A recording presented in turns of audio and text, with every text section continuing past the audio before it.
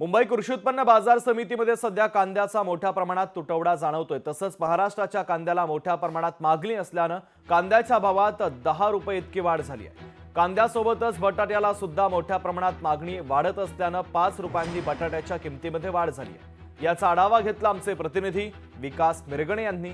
पाहूया।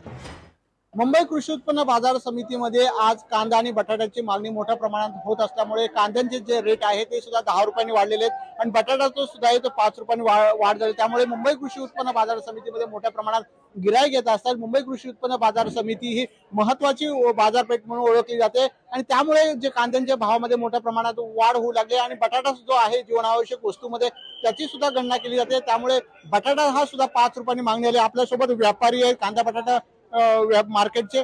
सर, कांदा आणि बटाटा हे महाग झालेला आहे।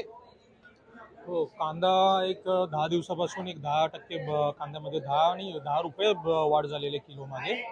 15-20 दिवसापूर्वी कांदा हा 15 ते 20 रुपये विकत होता। आज तोच कांदा 25 ते 30 रुपये किलो होलसेल मार्केटमध्ये विकत आहे। त्याचं कारण काय एवढ्या मोठ्या प्रमाणात? त्याचं कारण असं आहे की जो चाळीच्या बाहेरचा माल होता तो शेतकरी पावसाळ्यापूर्वी पूर्ण विकतात, तर तो जवळजवळ संपत आलेला आहे आणि अचानक नॉर्थ आणि साऊथ मधून मागणी कांद्याला वाढलेली आहे महाराष्ट्राच्या कांद्याला।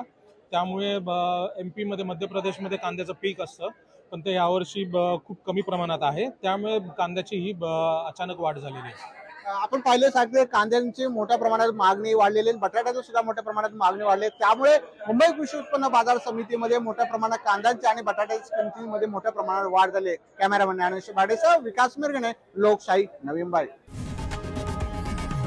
लोकशाही मराठी ऐका, पहा, जागरूक रहा।